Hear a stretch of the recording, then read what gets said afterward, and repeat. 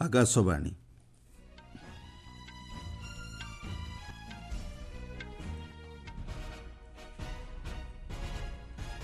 ସମ୍ବାଦ ପଢ଼ୁଛନ୍ତି ସତ୍ୟବ୍ରତ ବେହୁରା। ହାଇକୋର୍ଟ ବିଚାରପତିଙ୍କ ବାସଭବନରୁ ଟଙ୍କା ଜବତ ଘଟଣାରେ ବିଳମ୍ବିତ ରାତିରେ ସମସ୍ତ ତଥ୍ୟ ଜାରି କଲେ ସୁପ୍ରିମକୋର୍ଟ। ଲକ୍ଷ୍ନୌରେ ଆଜି ଫିଟ୍ ଇଣ୍ଡିଆ ସଣ୍ଡେ ସାଇକେଲ ଚାଳନା ଅଭିଯାନର ଶୁଭାରମ୍ଭ କରିବେ କେନ୍ଦ୍ର କ୍ରୀଡ଼ାମନ୍ତ୍ରୀ। ସୀମା ନିର୍ଦ୍ଧାରଣ ପ୍ରସଙ୍ଗରେ ବିରୋଧୀ ଦଳର ବୈଠକକୁ ଭିତ୍ତିହୀନ ବୋଲି ଦର୍ଶାଇଲେ କେନ୍ଦ୍ର କୋଇଲା ଓ ଖଣି ମନ୍ତ୍ରୀ ଜି କିଶନ ରେଡ୍ଡି। ଭାରତ ବିଶ୍ୱର ଏକ ଶକ୍ତିଶାଳୀ ଅର୍ଥନୀତିରେ ପରିଣତ ହେବାକୁ ଯାଉଛି, କହିଲେ ନୀତି ଆୟୋଗ ଉପାଧ୍ୟକ୍ଷ। ଏବଂ ଆଇପିଏଲ୍ର ପ୍ରଥମ ମ୍ୟାଚ୍ରେ କୋଲକାତା ନାଇଟ୍ ରାଇଡର୍ସକୁ 7 ୱିକେଟ୍ରେ ପରାସ୍ତ କଲା ରୟାଲ ଚ୍ୟାଲେଞ୍ଜର୍ସ ବାଙ୍ଗାଲୋର। ହାଇକୋର୍ଟ ବିଚାରପତି ଯଶୋବନ୍ତ ବର୍ମାଙ୍କ ବାସଭବନରୁ ନଗଦ ଟଙ୍କା ଜବତ ହେବା ନେଇ ବିଳମ୍ବିତ ରାତିରେ ସୁପ୍ରିମକୋର୍ଟ ତଦନ୍ତ ରିପୋର୍ଟ ସମେତ ସମସ୍ତ ଫଟୋ ଓ ଭିଡ଼ିଓ ଜାରି କରିଛନ୍ତି। ଏହି ଘଟଣାରେ ଜଷ୍ଟିସ୍ ବର୍ମାଙ୍କ ପ୍ରତିକ୍ରିୟା ମଧ୍ୟ ସୁପ୍ରିମକୋର୍ଟ ପ୍ରକାଶ କରିଛନ୍ତି। ଜଷ୍ଟିସ୍ ବର୍ମା ତାଙ୍କ ପ୍ରତିକ୍ରିୟାରେ ଏହି ଅଭିଯୋଗକୁ ଖଣ୍ଡନ କରିବା ସହ ଯେଉଁ କୋଠରୀରେ ଅଗ୍ନିକାଣ୍ଡ ଘଟିଥିଲା ଏବଂ ନଗଦ ଟଙ୍କା ମିଳିଥିଲା ତାହା ତାଙ୍କ ବାସଭବନର ବାହାରେ ଥିଲା ଏବଂ ସେଥିରେ ବିଚାରପତି ଓ ତାଙ୍କ ପରିବାର ରହୁନଥିଲେ ବୋଲି କହିଛନ୍ତି। ତଦନ୍ତ ରିପୋର୍ଟ ଅନୁଯାୟୀ ଜଷ୍ଟିସ୍ ବର୍ମା କହିଛନ୍ତି ସେ କିମ୍ବା ତାଙ୍କ ପରିବାରର କୌଣସି ସଦସ୍ୟ ଟଙ୍କା ମିଳିଥିବା ଘର ବ୍ୟବହାର କରୁନଥିଲେ କିମ୍ବା ଟଙ୍କା ରଖିନଥିଲେ। ଜବତ ହୋଇଥିବା ଟଙ୍କା ତାଙ୍କର କୁହାଯାଉଥିବା ଘଟଣାକୁ ସେ ନିନ୍ଦା କରିଛନ୍ତି। ଦିଲ୍ଲୀ ହାଇକୋର୍ଟର ମୁଖ୍ୟ ବିଚାରପତି ଜଷ୍ଟିସ୍ ଡି.କେ. ଉପାଧ୍ୟାୟ ଦାଖଲ କରିଥିବା ରିପୋର୍ଟରେ କୁହାଯାଇଛି ଅଗ୍ନିକାଣ୍ଡ ସମୟରେ ସେହି କୋଠରୀରୁ 4ରୁ 5ଟି ଅଧା ଜଳିଯାଇଥିବା ଟଙ୍କା ବିଡ଼ା ଉଦ୍ଧାର କରାଯାଇଥିଲା। 25 ପୃଷ୍ଠା ସମ୍ବଳିତ ତଦନ୍ତ ରିପୋର୍ଟରେ ହୋଲି ପାଳନ ହୋଇଥିବା ରାତିରେ ଅଗ୍ନିଶମ ବିଭାଗ ଦ୍ୱାରା ହୋଇଥିବା ଭିଡ଼ିଓ ଏବଂ ଫଟୋଗୁଡ଼ିକ ମଧ୍ୟ ଦାଖଲ କରାଯାଇଛି। ପ୍ରଧାନ ବିଚାରପତି ଜଷ୍ଟିସ୍ ସଞ୍ଜୀବ ଖାନ୍ନା ଜଷ୍ଟିସ୍ ବର୍ମାଙ୍କ ବିରୋଧରେ ଅଭିଯୋଗର ତଦନ୍ତ ପାଇଁ 3 ଜଣିଆ ଆଭ୍ୟନ୍ତରୀଣ କମିଟି ଗଠନ କରିଛନ୍ତି। ଏହି କମିଟିରେ ପଞ୍ଜାବ ଓ ହରିୟାଣା ହାଇକୋର୍ଟର ମୁଖ୍ୟ ବିଚାରପତି ଜଷ୍ଟିସ୍ ଶୀଲ ନାଗୁ, ହିମାଚଳ ପ୍ରଦେଶ ହାଇକୋର୍ଟର ମୁଖ୍ୟ ବିଚାରପତି ଜଷ୍ଟିସ୍ ଜି.ଏସ୍. ସାନ୍ଧୱଲିଆ ଏବଂ କର୍ଣ୍ଣାଟକ ହାଇକୋର୍ଟର ବିଚାରପତି ଜଷ୍ଟିସ୍ ଅନୁ ଶିବରମଣ ରହିଛନ୍ତି। ଇତିମଧ୍ୟରେ ଏହି ଘଟଣା ତଦନ୍ତାଧୀନ ଥିବାବେଳେ ଜଷ୍ଟିସ୍ ବର୍ମାଙ୍କୁ କୌଣସି ନ୍ୟାୟିକ କାର୍ଯ୍ୟ ନ ଦେବାକୁ ସୁପ୍ରିମକୋର୍ଟ ପ୍ରଧାନ ବିଚାରପତି ଦିଲ୍ଲୀ ହାଇକୋର୍ଟ ମୁଖ୍ୟ ବିଚାରପତିଙ୍କୁ ନିର୍ଦ୍ଦେଶ ଦେଇଛନ୍ତି। ଗଣମାଧ୍ୟମରେ ପ୍ରକାଶିତ ଖବର ଅନୁଯାୟୀ ଜଷ୍ଟିସ୍ ବର୍ମାଙ୍କ ଘରେ ଅଗ୍ନିକାଣ୍ଡ ସମୟରେ ନଗଦ ଟଙ୍କା ମିଳିଥିବା ଜଣାପଡ଼ିଥିଲା। ସୁପ୍ରିମକୋର୍ଟ କଲେଜିୟମ୍ ଏହି ଘଟଣାରେ ଜଷ୍ଟିସ୍ ବର୍ମାଙ୍କୁ ଆହ୍ଲାବାଦ ହାଇକୋର୍ଟକୁ ବଦଳି କରିଥିଲେ। ଗତ ଶୁକ୍ରବାର ଅନୁଷ୍ଠିତ ଏକ ସ୍ୱତନ୍ତ୍ର ବୈଠକରେ ଜଷ୍ଟିସ୍ ବର୍ମାଙ୍କ ବିରୋଧରେ କାର୍ଯ୍ୟାନୁଷ୍ଠାନ ଗ୍ରହଣ କରିବାକୁ ସର୍ବସମ୍ମତିକ୍ରମେ ନିଷ୍ପତ୍ତି ହୋଇଥିଲା। ତେବେ ଜଷ୍ଟିସ୍ ବର୍ମାଙ୍କ ଆହ୍ଲାବାଦ ହାଇକୋର୍ଟକୁ ବଦଳିକୁ ଏପର୍ଯ୍ୟନ୍ତ ସରକାରଙ୍କ ପକ୍ଷରୁ ମଞ୍ଜୁରୀ ମିଳିନାହିଁ। କେନ୍ଦ୍ର ଯୁବ ବ୍ୟାପାର କ୍ରୀଡ଼ା ଏବଂ ଶ୍ରମ ନିଯୁକ୍ତି ମନ୍ତ୍ରୀ Mansukh Mandaviya fit India Sunday ଅଧୀନରେ ଆଜି ଲକ୍ଷ୍ନୌରୁ ସାଇକେଲ ଚାଳନାର ଶୁଭାରମ୍ଭ କରିବେ। କେନ୍ଦ୍ରମନ୍ତ୍ରୀଙ୍କ ସହ ଉତ୍ତରପ୍ରଦେଶ ରାଜ୍ୟପାଳ ଆନନ୍ଦୀବେନ୍ ପଟେଲ ଏବଂ ଉତ୍ତରପ୍ରଦେଶ କ୍ରୀଡ଼ାମନ୍ତ୍ରୀ ଗିରୀଶ ଚନ୍ଦ୍ର ଯାଦବ ଉପସ୍ଥିତ ରହିବେ। ଏସୀୟ କ୍ରୀଡ଼ା ପଦକ ବିଜେତା ତଥା ଜାଭେଲିନ୍ ଥ୍ରୋୟର କିଶୋର ଜେନା ମୁମ୍ବାଇର ସମୁଦ୍ର ବେଳାଭୂମିରେ ସାଇକେଲ ଚାଳନା ଅଭିଯାନରେ ଅଂଶଗ୍ରହଣ କରିବେ। ନୂଆଦିଲ୍ଲୀରେ ଏହି ଅଭିଯାନରେ ଫିଜିକାଲ ଏଜୁକେସନ୍ ଫାଉଣ୍ଡେସନ୍ ଅଫ୍ ଇଣ୍ଡିଆର ସଦସ୍ୟମାନେ ଉପସ୍ଥିତ ରହିବେ। ବର୍ତ୍ତମାନ ସୁଦ୍ଧା ଦେଶବ୍ୟାପୀ 4200ଟି ସ୍ଥାନରେ ସାଇକେଲ ଚାଳନା ଅଭିଯାନ ଆୟୋଜନ କରାଯାଇଛି। ଏଥିରେ 2 ଲକ୍ଷରୁ ଅଧିକ ଲୋକ ଅଂଶଗ୍ରହଣ କରିଛନ୍ତି।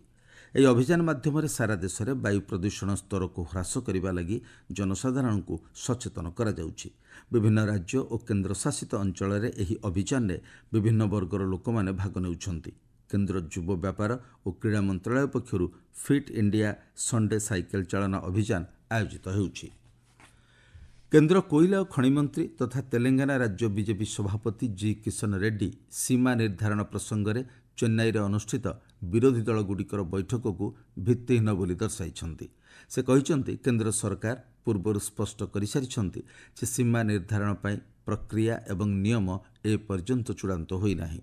ଦୁର୍ନୀତିରୁ ଧ୍ୟାନ ହଟାଇବା ପାଇଁ ବିରୋଧୀ ଦଳଗୁଡ଼ିକ ବିଜେପି ସମ୍ପର୍କରେ ଭୁଲ ତଥ୍ୟ ପ୍ରଚାର କରୁଛନ୍ତି ବୋଲି ଶ୍ରୀ ରେଡ୍ଡି ଅଭିଯୋଗ କରିଛନ୍ତି। ବିରୋଧୀ ଦଳଗୁଡ଼ିକ ରାଜନୈତିକ ଲାଭ ପାଇଁ ଉତ୍ତର ଓ ଦକ୍ଷିଣ ପ୍ରସଙ୍ଗ ସୃଷ୍ଟି କରି ବିଭାଜନ ରାଜନୀତି କରୁଛନ୍ତି ବୋଲି ସେ କହିଛନ୍ତି। ସୂଚନାଯୋଗ୍ୟ ସୀମା ନିର୍ଦ୍ଧାରଣ ପ୍ରସଙ୍ଗକୁ ବିରୋଧ କରି ଗତକାଲି ଚେନ୍ନାଇରେ ବିରୋଧୀ ଦଳଗୁଡ଼ିକ ପକ୍ଷରୁ ଯୁଗ୍ମ କ୍ରିୟାନୁଷ୍ଠାନ କମିଟି ବୈଠକ ଅନୁଷ୍ଠିତ ହୋଇଥିଲା। ତାମିଲନାଡୁ ମୁଖ୍ୟମନ୍ତ୍ରୀ ଏମ୍କେ ଷ୍ଟାଲିନ୍ ଏହି ବୈଠକରେ ଅଧ୍ୟକ୍ଷତା କରିଥିବା ବେଳେ ପଞ୍ଜାବ ମୁଖ୍ୟମନ୍ତ୍ରୀ ଭଗବତ ସିଂ ମାନ, କେରଳ ମୁଖ୍ୟମନ୍ତ୍ରୀ ପିନାରାଇ ବିଜୟନ୍, ତେଲଙ୍ଗାନା ମୁଖ୍ୟମନ୍ତ୍ରୀ ରେବନ୍ତ ରେଡ୍ଡି ଏବଂ କର୍ଣ୍ଣାଟକ ଉପମୁଖ୍ୟମନ୍ତ୍ରୀ ଡିକେ ଶିବକୁମାର ଯୋଗ ଦେଇଥିଲେ। ଆପଣମାନେ ସମ୍ବାଦ ଶୁଣୁଛନ୍ତି ଆକାଶବାଣୀରୁ। ନୀତି ଆୟୋଗ ଉପାଧ୍ୟକ୍ଷ ସୁମନ ବେରୀ କହିଛନ୍ତି ଭାରତ ଏହାର ବିକାଶ ଧାରାକୁ ନୂଆ ରୂପ ଦେଉଛି ଏବଂ ବିଶ୍ୱର ଏକ ଶକ୍ତିଶାଳୀ ଅର୍ଥନୀତିରେ ପରିଣତ ହେବାକୁ ଯାଉଛି। ନୂଆଦିଲ୍ଲୀରେ ଆୟୋଜିତ 31ତମ ଲାଲ ବାହାଦୁର ଶାସ୍ତ୍ରୀ ସ୍ମୃତି ସମ୍ଭାଷଣ କାର୍ଯ୍ୟକ୍ରମରେ ଯୋଗଦେଇ ଶ୍ରୀ ବେରୀ ପ୍ରତିଯୋଗିତାମୂଳକ ଏବଂ ସହଯୋଗ ସମ୍ପନ୍ନ ସଂଘବାଦ ଉପରେ ଆଲୋଚନା କରିଥିଲେ। ନୀତି ଆୟୋଗର ଭୂମିକା ଉପରେ ଶ୍ରୀ ବେରୀ କହିଛନ୍ତି ନୀତି ନିର୍ଦ୍ଧାରଣ କ୍ଷେତ୍ରରେ ରାଜ୍ୟଗୁଡ଼ିକର ସାମାଜିକ ଓ ଅର୍ଥନୈତିକ ବିକାଶକୁ କେନ୍ଦ୍ର କରି କର୍ମଶାଳା ଆୟୋଜନ କରାଯାଉଛି। ଇତିମଧ୍ୟରେ ବିଭିନ୍ନ ରାଜ୍ୟରେ ନୀତି ଆୟୋଗ ସହଯୋଗରେ ମତ୍ସ୍ୟଚାଷ, ସୀମା ସୁରକ୍ଷା ଏବଂ କୃତ୍ରିମ ବୁଦ୍ଧିମତ୍ତା ଉପରେ 30ରୁ ଅଧିକ କର୍ମଶାଳା ଆୟୋଜିତ ହୋଇଥିବା ସେ କହିଛନ୍ତି। ସେ କହିଛନ୍ତି ରାଜ୍ୟଗୁଡ଼ିକ ଦେଶର ବିକାଶ ନିମନ୍ତେ ବିଭିନ୍ନ ଯୋଜନାଗୁଡ଼ିକର ସଠିକ୍ କାର୍ଯ୍ୟକାରିତା ନେଇ ଅଧିକ କ୍ରିୟାଶୀଳ ହେବାର ଆବଶ୍ୟକତା ରହିଛି। କେନ୍ଦ୍ର ସରକାର ଆସନ୍ତା ଏପ୍ରିଲ 1ରୁ ପିଆଜ ରପ୍ତାନୀ ଉପରେ 20% ଶୁଳ୍କ ପ୍ରତ୍ୟାହାର କରିବେ। କେନ୍ଦ୍ର ଖାଉଟି ବ୍ୟାପାର ଓ ସାଧାରଣ ବଣ୍ଟନ ମନ୍ତ୍ରଣାଳୟ ପକ୍ଷରୁ ମିଳିଥିବା ସୂଚନା ଅନୁଯାୟୀ ଏହି ଶୁଳ୍କ ପ୍ରତ୍ୟାହାର ଯୋଗୁଁ କୃଷକମାନେ ଲାଭବାନ ହେବେ ଏବଂ ପିଆଜ ଉପଲବ୍ଧତାରେ କୌଣସି ଅସୁବିଧା ସୃଷ୍ଟି ହେବ ନାହିଁ। ରବି ଫସଲ ଉତ୍ପାଦନ ବୃଦ୍ଧି ପାଇଥିବାରୁ ଉଭୟ ମଣ୍ଡି ଏବଂ ଖୁଚୁରା ଦର ହ୍ରାସ ପାଉଛି।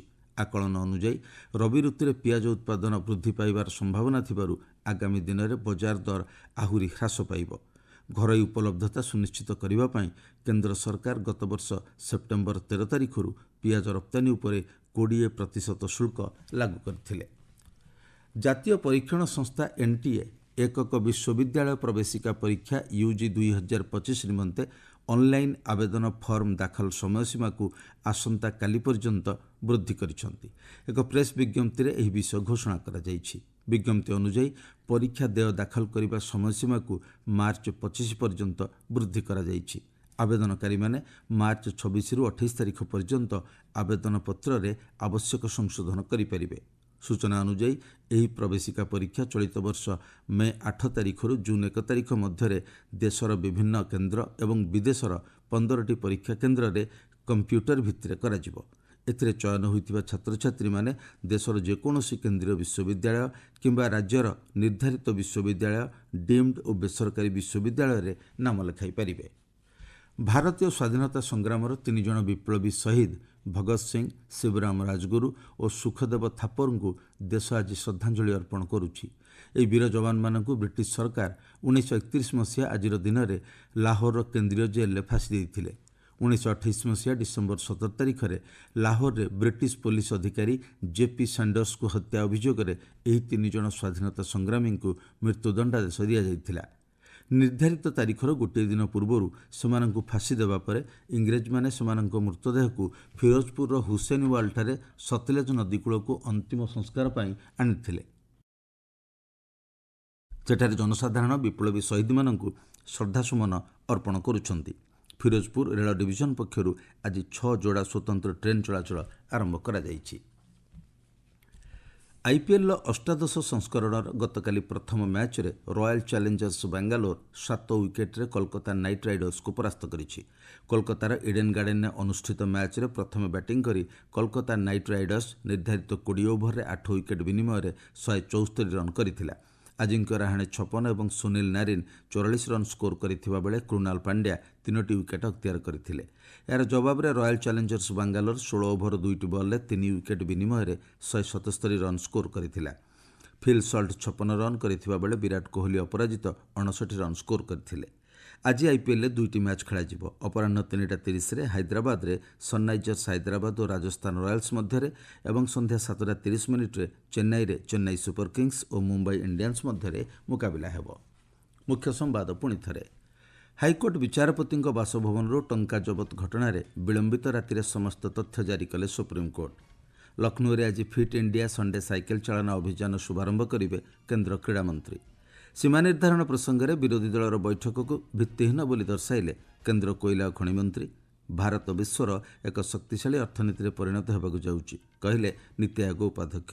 ଏବଂ ଆଇପିଏଲ୍ର ପ୍ରଥମ ମ୍ୟାଚ୍ରେ କୋଲକାତା ନାଇଟ୍ ରାଇଡର୍ସକୁ 7 ୱିକେଟ୍ରେ ପରାସ୍ତ କଲା ରୟାଲ ଚ୍ୟାଲେଞ୍ଜର୍ସ ବାଙ୍ଗାଲୋର। ସମ୍ବାଦ ଶେଷ ହେଲା।